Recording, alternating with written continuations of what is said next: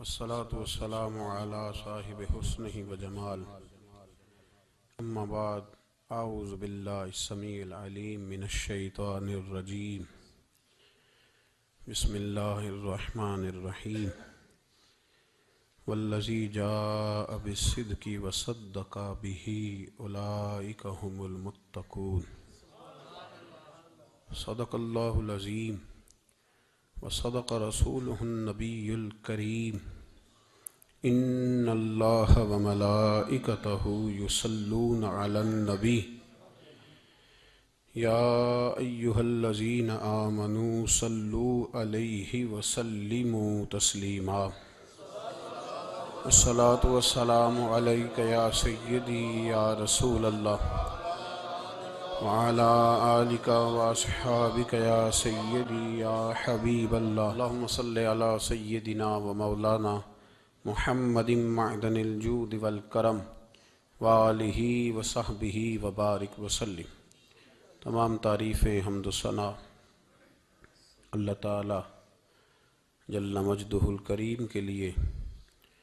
ہر قسم کے درود و سلام نبی رحمت، نور مجسم، شفیع معظم، احمد مجتبی جناب حضرت محمد مصطفیٰ صلی اللہ تعالی علیہ وسلم کی ذات والا صفات کے لیے حمد و صلات کے بعد، امیر المومنین، خلیفۃ المسلمین، خلیفہ اول بلا فصل حضرت سیدنا ابو بکر صدیق رضی اللہ تعالیٰ عنہ کی سیرت پر، آپ کے فضائل اور کمالات پر چند باتیں.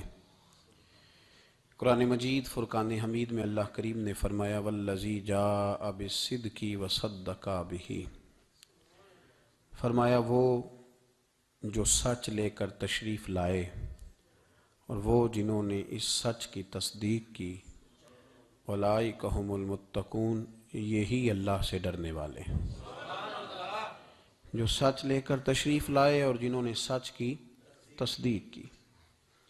نبی کریم صلی اللہ علیہ وسلم کو اللہ تبارک و تعالیٰ نے بے شمار لاتعداد معجزات عطا فرمائے. حضور کو اللہ تبارک و تعالیٰ نے بے شمار کمالات سے نوازا. حضرت عبداللہ بن رواحہ رضی اللہ تعالیٰ عنہ فرمایا کرتے تھے کہ حضور صلی اللہ علیہ وسلم کوئی معجزہ بھی نہ دکھاتے تو حضور علیہ السلام کا چہرہ ہی ایسا تھا کہ لوگوں نے دیکھتے جانا تھا اور کلمہ پڑھتے جانا.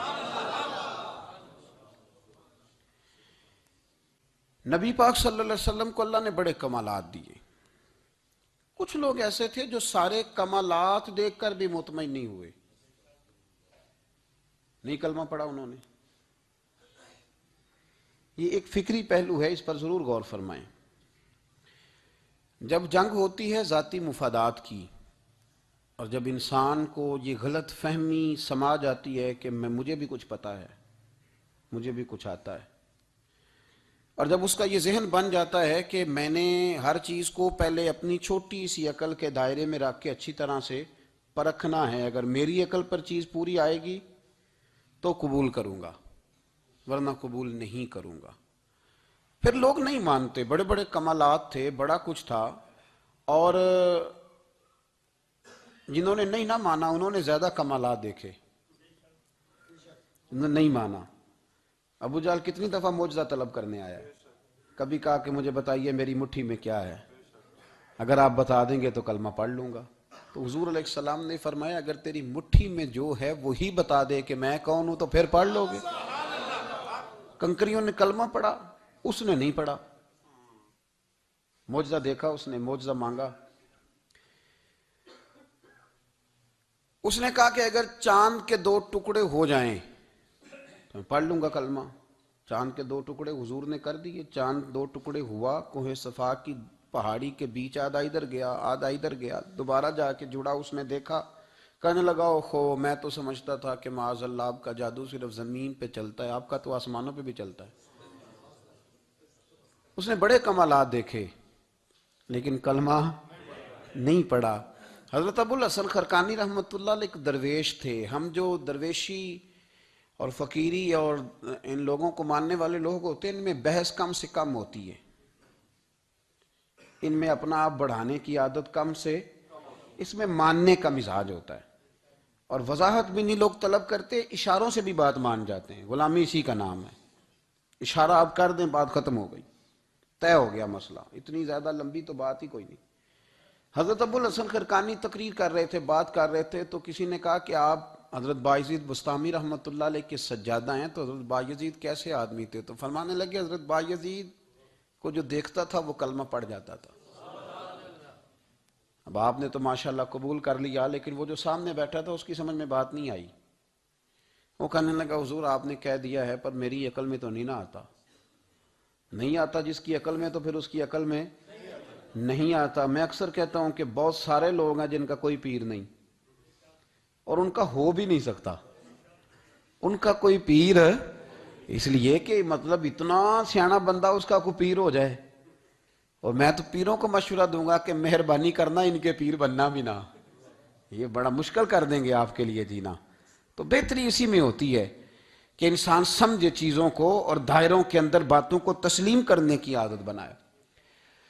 تو کہا کہ جو دیکھتا تھا حضرت بایزید کو کلمہ پڑھ جاتا تھا، تو حضرت ابو الحسن خرقانی سے وہ شخص کہنے لگا جی بابا جی آپ عجیب بات کر رہے ہیں کہ دیکھا اور کلمہ پڑھ گیا، بندہ دیکھنے سے کیسے کلمہ پڑھ سکتا ہے؟ ابو جہل نے بڑی جگہ حضور کو دیکھا تھا، اس نے تو کلمہ نہیں پڑھا، تو بایزید بسطامی کو دیکھ کر لوگ مسلمان ہو گئے، یہ کیسی بات ہے؟ تو حضرت ابو الحسن خرقانی فرمانے لگے مجھے اللہ کی عزت کی قسم، ابو جہل نے ایک دفعہ بھی محمد رسول اللہ کو نہیں دیکھا صلی اللہ ہو، بڑی قسم اٹھا لی، ایک دفعہ بھی محمد رسول اللہ کو صلی اللہ ہو۔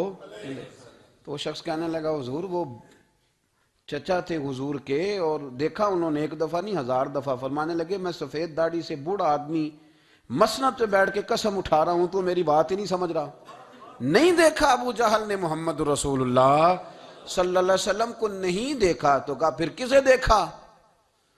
تو حضرت ابو الحسن خرقانی فرمانے لگے اس نے جب بھی دیکھا عبداللہ کے یتیم بیٹے محمد کو ہی دیکھا، یہ وہی عبداللہ کا یتیم بیٹا جو یہاں رہتا تھا، ایک دفعہ بھی اس نظر سے دیکھتا نا کہ یہ اللہ کے رسول ہے، تو فوراً کلمہ پڑھ کے مسلمان ہو جاتا۔ جب بھی لوگ دیکھتے ہیں وہ اینک کی بڑی شاندار لگائی ہوئی ہے، جس کے اندر سے کوئی آدمی بھلا نظر ہی نہیں آتا، تو ان کو پھر بھلائی نصیب نہیں ہوتی۔ ایک نظر سے بھی اگر انسان دیکھتا ہے کہ جس سے اسے بھلائی چاہیے، تو پھر اللہ اسے توفیق ہدایت عطا کر دیتا ہے۔ حضرت ابو بکر صدیق کا کمال یہ ہے کہ میرے نبی کریم علیہ السلام نے نا ان کی شان ایک الگ انداز میں بیان فرمائی، الگ انداز میں۔ محبوب فرمانے لگے میں نے جس کے سامنے بھی دین پیش کیا اس نے دلیل مانگی۔ ایک بات آپ کو بتاؤں، یہ میری بات یاد رکھنا، اس کو کبھی نہ بھلانا، جو اپنوں سے دلیل مانگتا ہے نا وہ اپنا ہوتا ہی نہیں۔ اپنوں سے دلیل مانگ لی اس نے، بغیر دلیل کے، بغیر حیل و حجت کے۔ یہ ایک بات ہے، میں اس کو سمجھاؤں گا نہیں، نہ کھولوں گا، بس کہہ کے گزر جاؤں گا، اس کو سمجھ لیں اگر آپ کی سمجھ میں آئے تو۔ جس نے اپنوں سے دلیل مانگی نا، جس نے وضاحت مانگی، جس نے ثبوت مانگا، وہ اپنا تھا ہی نہیں، تو کیا ضرورت پڑی تھی کہ وہ دلیل مانگتا، وضاحت پوچھتا۔ حضرت نجم الدین کبریٰ رحمت اللہ علیہ کے مرید تھے حضرت امام فخر الدین رازی، اتنے بڑے امام ہو کے ایک فقیر کے غلام تھے۔ تو فرماتے ہیں آخری وقت آیا تو شیطان آ گیا، میں اس کو کہتا تھا رب ہے، تو شیطان بھی تو بڑا عالم ہے نا، تو وہ دلیل توڑ دیتا تھا۔ فرماتے میں نے 360 دلیلیں دی، اس نے ساری توڑ دی۔ تو پھر میں نے اپنے شیخ کی طرف توجہ کی، میں نے کہا حضور کو نظر کرم فرمائیں۔ تو شیخ نجم الدین کبریٰ فرمانے لگے اس بے ایمان کو کہہ دے میں اپنے رب کو بغیر کسی دلیل کے رب مانتا ہوں، دلیل کی ضرورت ہی نہیں، بس میرا رب ہے تو رب ہے، ختم ہو گئی بات۔ نبی رحمت علیہ السلام فرمانے لگے میں نے جس کے سامنے بھی دین پیش کیا اس نے دلیل مانگی، فرمایا یہ واحد میرا ابو بکر صدیق ہے، میں نے اسے کہا ہے کلمہ پڑھ لو، اس نے دلیل مانگی نہیں، فوراً ہی کلمہ پڑھ کے مسلمان ہو گیا۔ کوئی دلیل نہیں، کوئی معجزہ نہیں، کوئی طلب نہیں، کوئی شے نہیں۔ ساری زندگی مطمئن ہی نہیں ہو پائے لوگ، ساری زندگی اطمینان ہی نہیں ہو سکا، اس کو بھی سنا، اس کو بھی سنا، اس سے بھی سوال پوچھا، اس سے بھی پوچھا۔ بھئی تو مطمئن ہونا نہیں چاہتا، تو بحث کرنے کے لیے علم سیکھ رہا ہے، اس نے عمل کرنے کے لیے سیکھنا ہوتا ہے، اس کو تو ایک حرف ہی بڑا کافی ہوتا ہے۔ تو ایک لفظ کی ضرورت ہوتی ہے، ایک جملے میں ساری زندگی لوگ گزار دیتے ہیں۔ حضرت ابوبکر صدیق رضی اللہ تعالیٰ عنہ نے بحث والا دروازہ نہیں کھولا۔ حضور نے کہا کلمہ پڑھو تو انہوں نے کلمہ پڑھا اور مسلمان ہو گئے۔ کوئی دلیل، کوئی وضاحت، کسی چیز کی کوئی حاجت، ختم ہو گئی بات۔ اصل مسئلہ پتہ کیا ہے؟ جو لوگ سوچ سمجھ کے چلتے ہیں نا، تو سوچ کتنی ہے انسان کی، وہ کتنا کام دے گی۔ یہ جو وارفتگی ہوتی ہے نا، یہ جو محبت ہوتی ہے، یہ جو پیار ہوتا ہے، یہ زندگی کو آسان کر دیتا ہے۔ سوچنے سمجھنے کے دائروں سے آدمی نکل جاتا ہے، اس کا کام وہ کہتا ہے کہ میں نے سوچنا نہیں، میں نے ماننا ہے۔ میں نے رب رسول کی ذات کے بارے میں سوچنا نہیں، میں نے ماننا ہے۔ تو ماننے والے لوگ جو ہوتے ہیں وہ فائدے میں ہوتے ہیں، تو عمل کر رہے ہیں، بات مانی، عمل کیا۔ عقل کا بے شمار اور بے دریغ استعمال، اپنی چھوٹی عقل سے بڑے مسئلے حل کرنے کی کوشش کرنا، یہ انسان کو نقصان دیتا ہے۔ بہت ساری جگہوں پہ وہ الجھ جاتا ہے۔ ہر جگہ عقل استعمال کرنا، لیکن رب رسول کے معاملے میں نہ استعمال کرنا، ورنہ نقصان ہو۔ عقل چھوٹی ہے اور اللہ رسول کی ذات بڑی ہے، کبھی بھی اس دائرے میں بند کرنے کی کوشش نہ کرنا۔ جناب ابوبکر صدیق رضی اللہ تعالیٰ عنہ ہر معاملے میں ایک حدیث بخاری کی، شاید میں نے پہلے بھی عرض کی تھی، لیکن چونکہ وہ عنوان کے لحاظ سے ایک بہت بڑی دلیل ہے، دوبارہ عرض کرتا ہوں۔ نبی پاک علیہ السلام نے 1500 کے قریب صحابہ سے فرمایا تھا کہ چلو عمرہ کرنے چلیں۔ عمرہ کرنے جب ہم جاتے ہیں نا تو ہمارے گلے میں پھول بھی ڈالے جاتے ہیں، اور آپ کو پتہ ہے بتانا بھی پڑتا ہے لوگوں کو کہ میں عمرہ کرنے جا رہا ہوں۔ پھر روٹی بھی پکتی ہے، پھر سب رشتہ داروں کو پتہ بھی چل جاتا ہے، اور بندہ چلا جائے ایئرپورٹ تو احرام باندھا ہو نا، تو پتہ چلے نا فلائٹ تو 24 گھنٹے لیٹ ہے، تو جن کو حکم ہے نا کہ تم نے سی بھی نہیں کرنی، وہ بھی روڑے اٹھا لیتے ہیں۔ احرام باندھا ہوا ہے، حکم ہے کہ اب تم نے کوئی جھگڑا، کوئی لڑائی، کوئی فساد، تو ایئرپورٹ پہ لوگ روڑے اٹھا لیتے ہیں، کہتے ہیں ہم ایئرپورٹ بھی توڑیں گے اور فلائٹ کا جو عملہ ہے اس کا گریبان بھی پکڑیں گے۔ بڑا کچھ ہی دنیا کرتی ہے، اور اگر کسی کے پیر صاحب نے کہا ہو چلو عمرہ کریں، اللہ اکبر، اور پھر ایئرپورٹ پہ جا کے پتہ چلے کہ پیر صاحب کے ساتھ تو دھوکہ ہو گیا، بندہ غلط نکلا ہے، پیری مریدی قائم رہے گی؟ سوال ہی نہیں پیدا ہوتا۔ میرے ساتھ ایک سنگی نے ایک دفعہ بات کی، کہنے لگا جی پیر صاحب کامل نہیں۔ میں نے کہا کیا غلطی ان میں پائی جاتی ہے؟ کہتے میں انہوں نے پوچھ کے باہر دے پیسے جمع کرائے سن تو میرا کام نہیں بنیا۔ میں کہ تو پیر پڑھ لیا، تیرے تو کوئی نجومی پڑھنا چاہیے سی، وہ نجومی ہونا چاہیے تھا تیرے لیے، تاکہ وہ اچھی طرح غور کرتا ہے۔ جی آپ کو پتہ ہے نا اہل سنت میں کتابیں بھی نکلتی ہیں، کئی لوگ کہتے ہیں جی کوئی کتاب کٹ کے دسو، میں کیوں کسی لکھی نہیں تو کٹیے کی تو وہ کون سی کتاب ہے جو آپ کہہ رہے ہیں نکالیں اور ذرا بتائیں کہ فلانا کام میرے لیے ٹھیک رہے گا کہ نہیں۔ ایک استخارہ ہے دین میں، اور استخارے کا بھی بابت معاملہ یہ ہے کہ آپ نے استخارہ کر لیا، اس کے بعد بھی آپ حتمی فیصلہ نہیں کریں گے۔ بزرگ کہتے ہیں کہ استخارہ کر کے بھی یہ کہو کہ جی میری سمجھ میں یہ آیا ہے، باقی حقیقتوں کا علم اللہ جانے، اللہ کا رسول جانے صلی اللہ علیہ وسلم، حقیقتوں وہی جانتے۔ تو الجھے نہیں زندگی میں۔ 1500 کے قریب صحابہ تھے، حضور نے فرمایا احرام باندھو بھائی، عمرہ کرنا ہے۔ حدیبیہ کے مقام پہ گئے تو قریش مکہ نے روک لیا، نہیں کرنے دیں گے۔ جب بات بہت آگے بڑھی تو پھر شرطیں لکھی گئیں، شرطیں بڑی سخت ہیں کہ جو مسلمان مکے سے مدینے آئے گا مدینے والے واپس کریں گے، اور اگر کوئی مسلمان مدینے سے مکے چلا گیا تو مکے والے واپس نہیں کریں گے، ہم ان کے لوگ دیں گے، وہ ہمارا بندہ دیں گے نہیں۔ یہ شرطیں تھی، صحابہ پریشان تھے۔ اب جب شرطیں طے ہو گئیں، شرطیں بھی سخت ہیں، نبی کریم علیہ السلام نے فرمایا بھی احرام کھول دو، فلائٹ کل نہیں جانی، پرسوں نہیں جانی، یعنی ہم اس سفر میں عمرہ کار ہی نہیں رہے، احرام کھول دو۔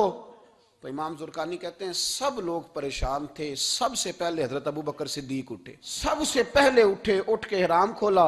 ایک شخص نے کہا آپ کو بڑی جلدی ہے، تو آپ فرمانے لگے جلدی والی بات ہی کوئی نہیں، حضور کے کہنے پر باندھا تھا، نبی پاک کے کہنے پر کھول دیا ہے، ختم ہو گئی بات۔ حضور نے فرمایا باندھ لو تو ہم نے باندھ لیا، حضور نے کہا کھول دو تو ہم نے کھول دی، جلدی والی کیا بات ہوئی؟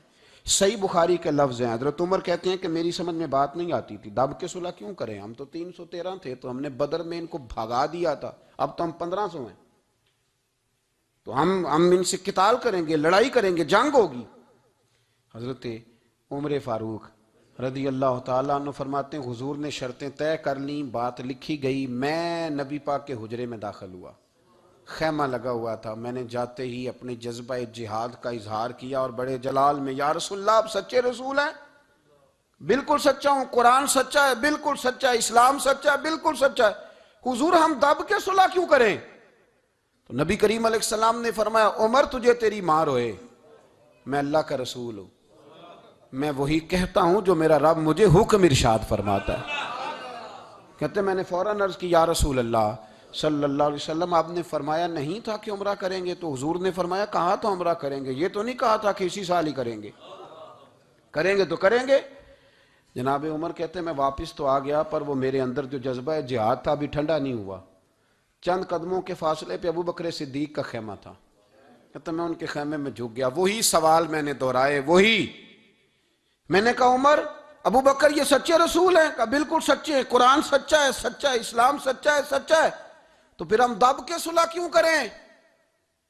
جناب عمر فرماتے ہیں میں قربان جاؤں ابو بکر کے لفظوں میں بھی فرق کوئی نہیں آیا، حروف بھی اتنے ہی جتنے نبی کریم نے ادا کیے تھے۔ حضرت ابو بکر فرمانے لگے عمر تجھے تیری ماں روئے، وہ اللہ کے رسول ہیں، مرضی سے بات نہیں کرتے، وہی کہتے ہیں جو رب انہیں حکم ارشاد فرماتا ہے، بئی نہیں وہی لفظ۔ فرماتے میں نے فوراً کہا، میں نے کہا ابو بکر حضور نے فرمایا نہیں تھا کہ عمرہ کریں گے؟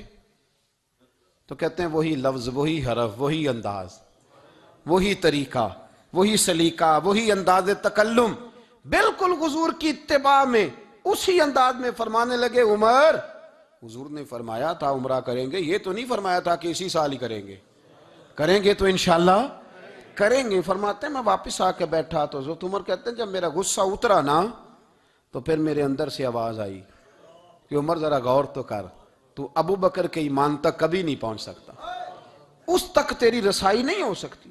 میرے بھائی اتنی بحثیں ہیں ہمارے زمانے میں، اتنا الجھاؤ ہے، اتنا الجھاؤ ہے، یعنی ہر بندہ رائے کا اظہار کرنا ضروری سمجھتا ہے، ہر بندہ کہتا ہے جی میرے خیال میں، ہر بندہ کہتا ہے جی میرا ذہن یہ ہے، بلکہ کچھ تو کہتے ہیں میں اندر کی خبر نہ دوں آپ کو، یعنی اب پتہ نہیں اس کے پاس اندر کی خبریں کیسے آئی ہیں، وہ سمجھ میں نہیں آتی بات۔ کچھ لوگ کہتے ہیں 35-40 سال ہو گئے جی علماء کو سن رہا ہوں، تو میں کہتا ہوں کہ میرا تو خیال ہے کہ 35 دن بھی بندہ کسی کو سن لے تو سیاںا ہو جاتا ہے، تو 35 سال سے اگر آپ کی سمجھ میں نہیں آئے تو پھر زمین ہی بنجر ہے، پھر مہربانی کریں یہ ٹائلیں اکھیڑ کے نا تو نیچے سے کچی زمین نکالیں تاکہ کوئی بات سمجھ میں آئے۔ اگر 40 سال ہو گئے، 40 سال، میں ایک اجتماع میں حاضر تھا، ابھی بھی میں عرض کر رہا تھا، تو وہ صاحب مجھے کہنے لگے کہ حضرت صاحب میں نے نا فلاں عالم کو بھی بلایا، فلاں کو بھی بلایا، فلاں کو بھی بلایا، فلاں کو بھی بلایا، اب آپ کو بلایا ہے، تو اس طرح کر کے میرے ساتھ رویے ہیں، بڑا الحمدللہ پیار ہے۔ تو میں نے ان سے پوچھا آپ نماز پڑھتے ہیں؟ انہوں نے لگا نہیں، کچھ اور باتیں پوچھی تو جواب نفی میں آیا، تو میں نے کہا کہ اب آپ نے مہربانی کرنی ہے اتنے علماء کا نام نہیں لینا، کیونکہ پھر تو بزرگوں کے بارے میں لوگ شک کریں گے کہ انہوں نے اس کو دیا کیا ہے۔ تو ایک بزرگ کی بات سنتے ہیں تو کئی دنوں تک وہی ہمیں بڑا تر و تازہ رکھتی ہے، اور آپ کو اتنے عرصہ ہو گیا تو آپ نے حاصل کیا کیا ہے؟ صرف باتوں کا گورکھ دھندا، لفظوں کا ہیر پھیر، جملوں کا الٹ پلٹ کرنا، یہ زندگی ہے؟ یہ زندگی ہے صرف باتیں کیلو کال سن لی آ گئے؟ نا اس سے ذرا آگے نکلیں، عمل کب کرنا ہے؟ میرے بھائی یہ بحثیں، یہ ابحاث، یہ لمبے چوڑے معاملات، یہ طے، بزرگوں میں نا ایک صنف ہے مرید ہونا اور ایک ہوتا ہے طالب ہونا، یہ دو باتیں، یعنی آپ کہیں گئے اس کے مرید ہو گئے تو پھر کسی اور جگہ کسی بزرگ سے نسبت ہوئی تو وہاں آپ طالب۔ میرے پاس کچھ لوگ آتے ہیں کہتے ہیں آپ طالب کر لیں، تو میں کہتا ہوں آپ مہربانی کریں ایک کی نوکری کریں، وہ بڑی مشکل ہے تو جگہ جگہ پہ جانے کی کیا ضرورت ہے؟ مطلب میں انکار نہیں کرتا کسی ایسی چیز کا جس کو بزرگوں نے رائج کیا، لیکن سمجھے نا، مطلب ایک کی بات پوری سنی نہیں گئی ہم سے، آپ خیر کی بات ہر جگہ سے سنیں، ہر جگہ سے، لیکن یہ صرف وہ تعلق بنانے کی کوشش کرنا کہ جس سے تھوڑا سا رابطہ بن جائے، جس سے تھوڑا سا تعلق بن جائے، جس سے تھوڑا سا نا پتہ چل جائے، اس سے نکلیں، سیکھنے کا ماحول بنائیں، اتنی عقل کے گھوڑے نہ دوڑائیں کہ عقل بھی بیچاری تھاکی جائے اور کوئی چیز ہاتھ بھی نہ آئے، کچھ کریں، عمل کریں۔ لیکن ایک جگہ پہ میں حاضر تھا تو وہاں دستار فضیلت کا جلسہ تھا، تو ایک مولانا نے تقریر کی، جس طرح تاجر کہہ لیتا ہے نا جی میں الحمدللہ اگر کمائی کرتا ہوں تو غریبوں کو بھی دیتا ہوں، سمجھا لیا نا اپنے آپ کو۔ رشوت لینے والے نے بھی ایک دلیل گاڑ لیا، وہ کہتا ہے میں امیروں سے نہیں، میں غریبوں سے نہیں لیتا، تو امیروں کا حساب لینے کی ڈیوٹی اللہ نے آپ کی لگائی ہے کہ آپ حساب کریں امیروں کا کہ وہ کیا کر رہے ہیں. یہ ہم نے نا یہ دلیلیں گھڑ لی ہیں, یہ ہم نے دلیل گھڑ لی ہے کہ وہی اپنے آپ کو مطمئن کرنے کے لیے. میں حاضر تھا تو ایک مولانا تقریر کی جی, عالم ساری رات. یہ صرف علماء کی بات نہیں, ہر طبقے نے اپنے بارے میں اس طرح کی چیزیں یاد کر لی ہیں, ہم نے رٹ لی ہیں. جیسے خامند نے یاد کر لیا ہے کہ کسی غیر کے لیے سجدہ جائز ہوتا تو اللہ عورت کو حکم دیتا, نبی پاک حکم دیتے کہ وہ خامند کو سجدہ کرے. تو بی بی نے بھی یاد کر لیا ہے کہ حضور نے فرمایا تم میں سب سے بہتر وہ ہے جو بیوی کے حق میں بہتر ہے. سب نے اپنی اپنی مرضی کی چیزیں, دوسری کی مرضی کی چیز کسی نے یاد نہیں کی, سب نے اپنی اپنی مرضی کی چیزیں یاد کر لی. تو مولانا تقریر کر رہے تھے, کہنے لگے جی حضور نے فرمایا ہے کہ عالم ساری رات سویا رہے اور عابد ساری رات عبادت کرتا رہے, درجہ پھر بھی عالم کا زیادہ ہے. پھر دوسرے آئے, انہوں نے بھی اسی حدیث پہ بات کی. تیسرے آئے تو انہوں نے بھی اسی حدیث پہ بات کی. تو میرا نمبر آیا تو میں نے کہا جی یہ جو حدیث آپ سنا رہے ہیں نا, یہ حدیث بالکل ٹھیک ہے, بالکل ٹھیک ہے کہ عالم ساری رات عشاء پڑھ کے سوئے, فجر کے وقت اٹھ کے فجر پڑھے, اور عابد ساری رات نماز پڑھے تو درجہ پھر بھی عالم کا زیادہ ہے. بالکل ایسے ہی ہے, بلکہ ایک حدیث میں تو یہ ہے کہ 70 عابد بھی عبادت کریں اور عالم سویا رہے تو ان 70 سے سونے والے عالم کا درجہ. یہ بات بالکل ٹھیک ہے, لیکن میں نے کہا اس کا بھی خیال رکھو کہ یہ حدیث غوث پاک کو بھی آتی تھی, یہ غوث پاک کو بھی آتی تھی حدیث, اور بڑے عالم تھے, پر وہ تو عشاء پڑھ کے مصلے پہ بیٹھتے تھے اور فجر تک مصلے پہ بیٹھے رہتے تھے.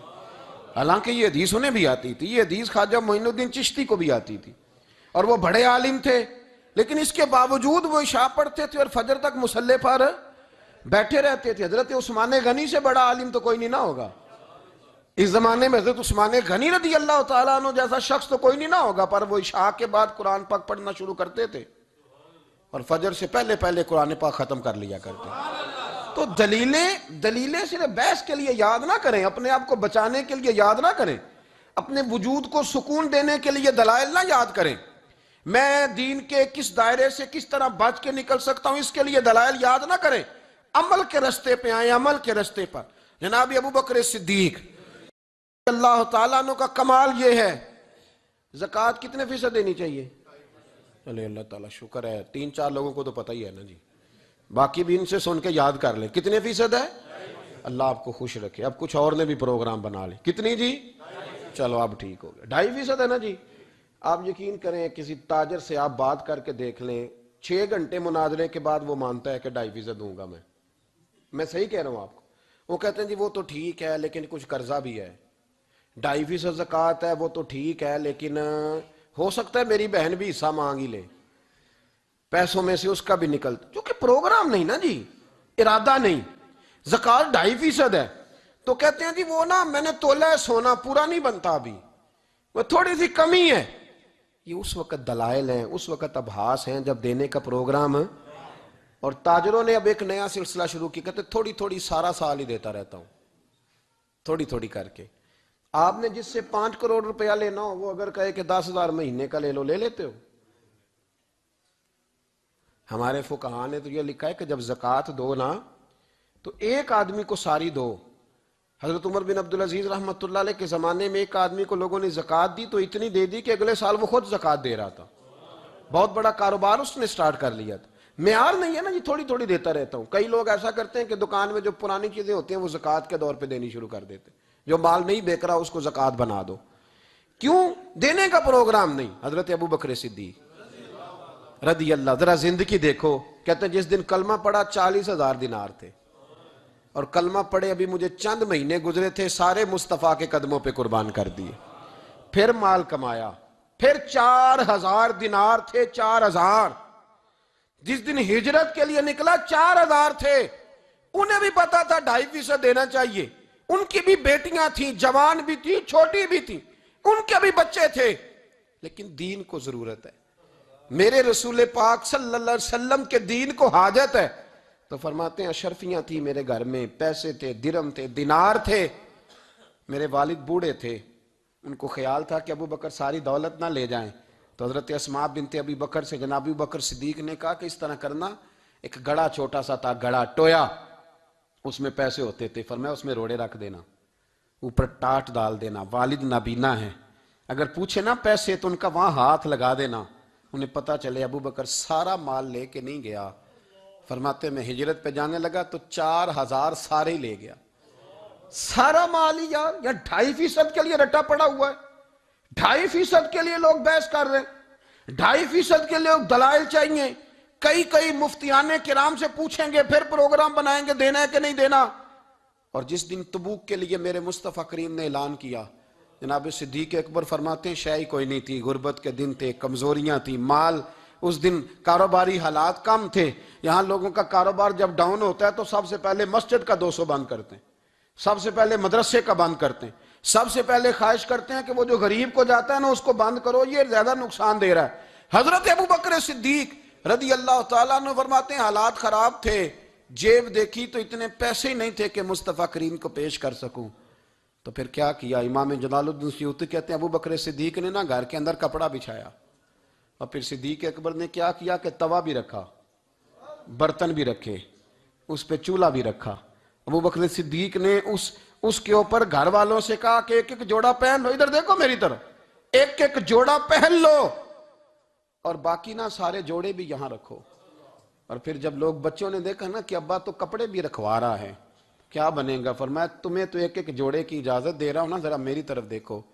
خود اندر گئے تو ٹاٹ کا لباس پہن کے کپڑے بھی اتار کے رکھ دیے، کپڑے بھی اتار کے زمین اسی میں رکھے، سارا کچھ باندھا، لباس ٹاٹ کا، تن تندور تے ہڈاں دا بالن، تے اسی ہاواں نال تپایا، کپ کپ مکیاں پیڑے کیتے، اتوں عشق پلے تھل لایا، تن دا سالن من دی ہانڈی، لون صبر دا پایا، غلام فریدہ وے میں ساری تیری، تینوں وجہ یقین نہیں آیا؟ ہر چیز لپیٹ کے نا تو نبی کریم کی بارگاہ میں لے گئے، ہر چیز۔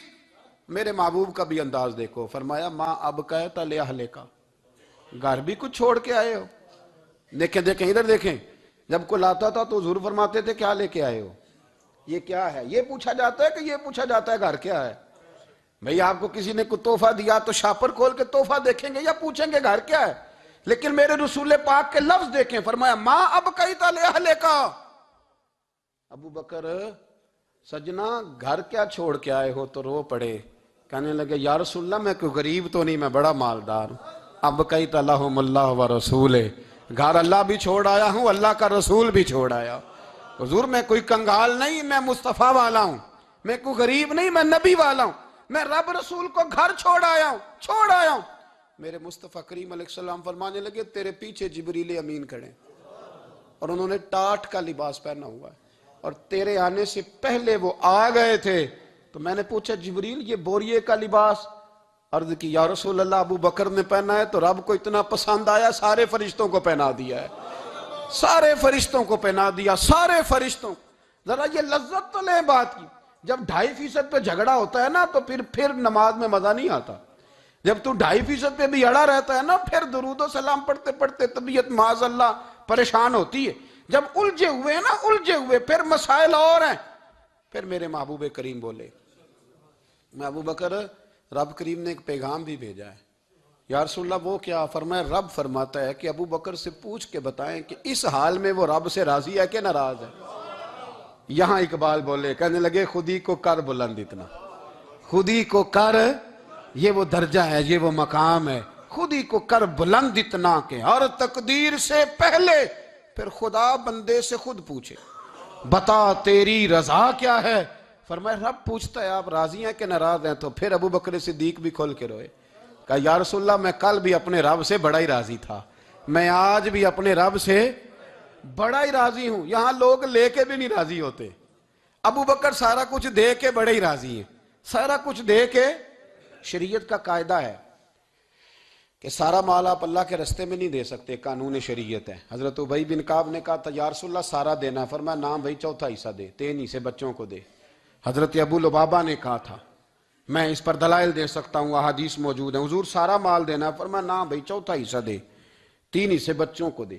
حضرت سعد بن ابی وقاص نے کہا تھا یا رسول اللہ صلی اللہ علیہ وسلم میری ایک ہی بیٹی ہے، سارا اللہ کے رستے میں دیتا ہوں، فرمایا نہ 3 حصے بیٹی کو، چوتھا حصہ دے، تیرے بچے لوگوں کے ہاتھ دیکھے میں گوارا نہیں کرتا۔ ان سے کہا کہ چوتھا حصہ دو تب قبول کروں گا، ابو بکر صدیق سے فرمایا تو سارے لے آ، تیرا سارا ہی قبول ہے، تو سارے لے آ تیرا۔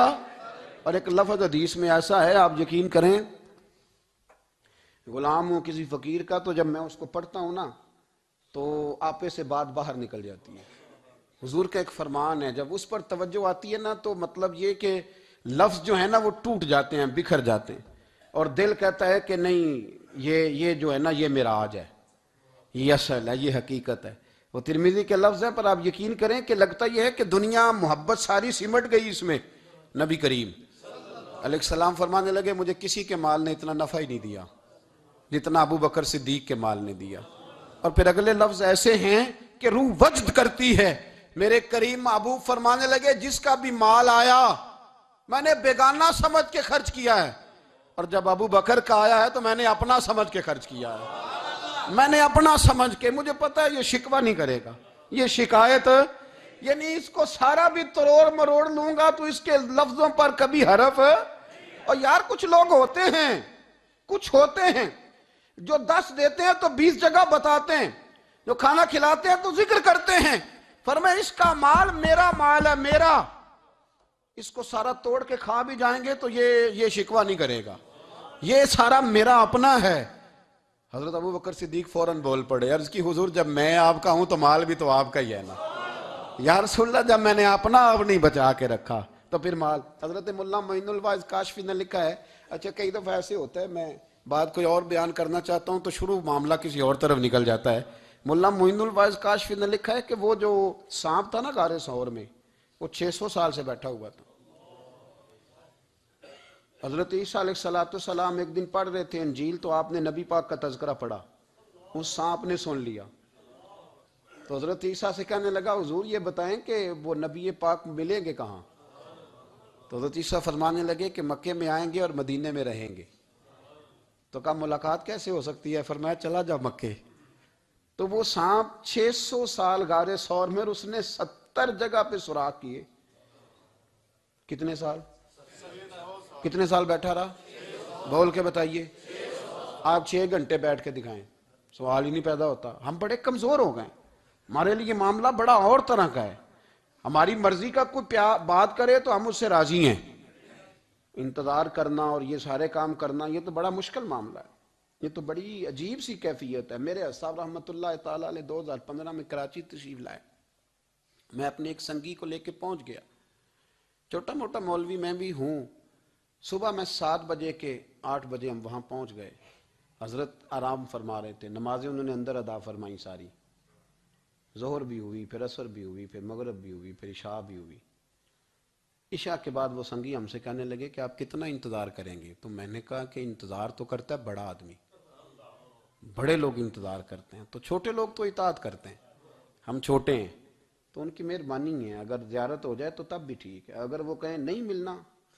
میرے سنگی ساتھ موجود تھے، صبح سے گئے اور عشاء کے بعد کا وقت آ گیا، نہیں انہوں نے ملنا تو پھر بھی ٹھیک، وہ ہس بولے تھے، وہ دی مہربانی، نہیں تو اساں تے لاڑ ہی لڑاونے نے، اس کی مہربانی ہے، اگر بات ہو جائے تو ٹھیک ہے، ورنہ کوئی معاملہ نہیں۔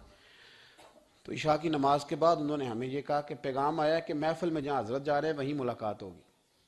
تو ہم نے کہا یہ بھی بڑی نعمت ہے، جلوہ دیکھنا بھی بہت بڑی سعادت ہے، اس لیے کہ ہمیں پتہ ہے کہ وہ کیفیت کیا ہے، وہ رنگ کیا ہے، ان کا انداز کیا ہے۔ پیچھے جا کے بیٹھ گئے تو پھر ان کا حکم آیا کہ اس کو ذرا آگے آئے۔ جب میں اسٹیج پہ گیا تو فرمانے لگے مجھے سویرے ہی پتا تھا آپ آ گئے، کوئی عرض نہیں، اتنا کوئی انتظار تو بندہ کر ہی لیتا ہے۔ اب یقین کریں وہ دن کی جو لذت ہے نا وہ آج تک گئی نہیں طبیعت سے، وہ سرور گیا نہیں۔ کبھی کبھی سوچتا ہوں کہ اس سے ڈبل بھی انتظار کبھی ہو جائے، پر ایک دفعہ زیارت پھر نصیب ہو جائے، کبھی کبھی یہ سوچتا ہوں۔ 600 سال وہ سام بیٹھا رہا، 600 سال، اور 70 اس نے سوراخ کیے غار ثور میں، لیکن وہ بھی عاشق تھا نا۔ اور یہاں معاملہ یہ تھا کہ ابو بکر صدیق دعا مانگ کے گئے تھے کہ میں نے کسی کو موقع نہیں دینا، ایک میں ہوں گا دوسرا میرا یار ہوگا۔ وہ غار ثور کی تو لذت یہ والی تھی، ایک میں ایک میرے محبوب۔ اس نے 70 سوراخ کیے ہوئے تھے، جناب ابو بکر صدیق نے کہا حضور آپ ٹھہریں، میں ذرا بھی آیا صفائی کر کے۔ تو نبی کریم علیہ السلام رکے تو حضرت ابو بکر صدیق نے کہیں پگڑی پھاڑ کے رکھی، کہیں چادر پھاڑ کے رکھی، اتنے سوراخ بند کیے تو جو ایک رہ گیا وہاں ایڑی رکھ دی، تو اب وہ سام بھی شکوہ کرنے لگا کہ یار تو بھی کوئی نرالا ہی عاشق ہے کہ میں نے تو کسر ہی کوئی نہیں چھوڑی تھی، 70 سوراخ کیے تھے اور تو نے بھی کمال ہی کر دی ہے، یہ سارے ہی بند کر دیے، جو بچ گیا اس پہ ایڑی رکھ دی۔ اس نے پتہ نہیں کتنے ڈنگ مارے۔ سام کا جب ڈنگ لگتا ہے تو وجود میں بہت زیادہ گرمی پیدا ہوتی ہے، گرمی۔ حضرت ابوبکر صدیق کے بارے میں ہمارے شارحین نے لکھا روئے نہیں، وجود اتنا گرم ہوا کہ آنسو ٹپک پڑے۔ نبی کریم صلی اللہ علیہ وسلم نے فرمایا ہٹا نا ذرا پیر، پھر انہوں نے ہٹایا تو میرے مصطفیٰ میں لعاب دہن لگایا۔ مولانا معین الواعظ کاشفی رحمت اللہ علیہ فرماتے ہیں کہ جب انہوں نے قدم ہٹایا نا تو پھر وہ سانپ باہر نکلا، اپنا سر نکالا اور کھڑا ہو کے حضور کا دیدار کرنے لگا۔ تو نبی کریم نے فرمایا تیرا کام ہو گیا، اب تو جا، مجھے اور ابو بکر کو رہنے دے۔ تو نکل گیا۔ یہ کیفیات ہے، یہ محبت ہے، یہ وارفتگی ہے، یہ سوز ہے، یہ درد ہے۔ یارو یہ میں کہا کرتا ہوں کہ یہ چیز جینے کا بھی مزہ دیتی ہے، مرنے کا بھی مزہ آتا ہے، مرنے کا بھی مزہ، سرور آتا ہے انسان اس میں جب یہ کیفیات شامل ہوتی ہے نا، رنگ اور ہوتا ہے، درد اور ہوتا ہے، ذائقہ اور ہوتا ہے، کیفیت اور ہوتی ہے، پھر کوئی شوق نہیں رہتا اعلیٰ کپڑوں کا، بڑی گاڑی کا، لمبے چوڑے معاملات کا۔ پھر تو انسان ڈھونڈتا پھرتا ہے کوئی مجھے محبوب کی بات سنائے، کوئی اس کی شان میں کوئی شعر سنائے، کوئی اس کا ذکر سنائے، کوئی مل جائے نا کبھی کہ میرے تار چھیڑ دے، کوئی ملے، کوئی بات کرے، کوئی ذکر کرے۔ پھر انسان ڈھونڈتا پھرتا ہے ان لفظوں کو، ان لوگوں کو جو پکڑ کے دروازہ رسول صلی اللہ علیہ وسلم کی بارگاہ تک لے جائیں۔ بڑا پیار کیا میرے قریب محبوب۔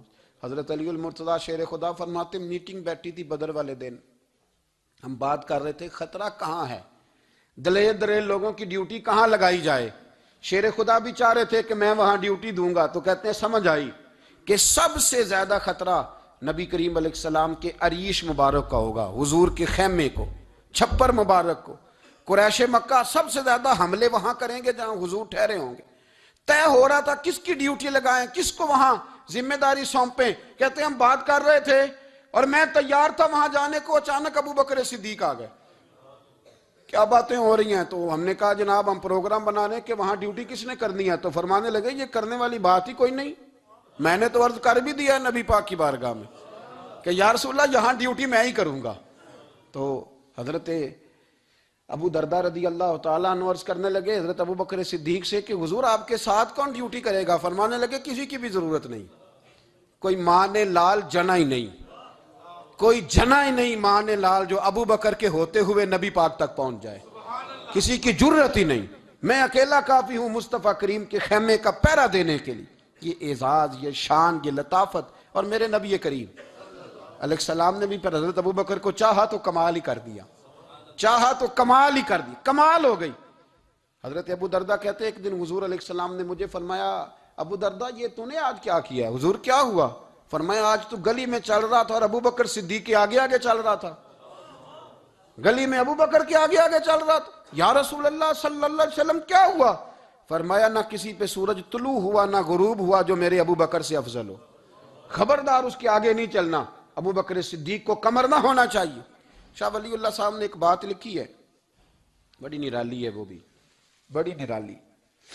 مثل تعویذ ہوتے ہیں نا کچھ لوگ، جب بھی ملتے ہیں شفا ہوتی ہے۔ بڑی شاندار عجیب بات لکھی ہے۔ حضور صلی اللہ علیہ وسلم نے ایک دن فرمایا کہ وقفے سے ملا کرو محبت بڑھتی ہے، یہ حضور کا فرمان ہے، وقفے سے ملا کرو محبت بڑھتی ہے۔ قدر کھو دیتا ہے نا ہر روز کا آنا جانا، اور بڑی دلچسپ ہوتی ہیں بے ترتیب ملاقاتیں۔ تو کہا کہ وقفے سے ملا کرو۔ حضرت ابو ہریرہ بھی تھے، دیگر لوگ بھی تھے، حضور نے فرما دیا، حضرت ابو بکر صدیق بھی سن رہے تھے۔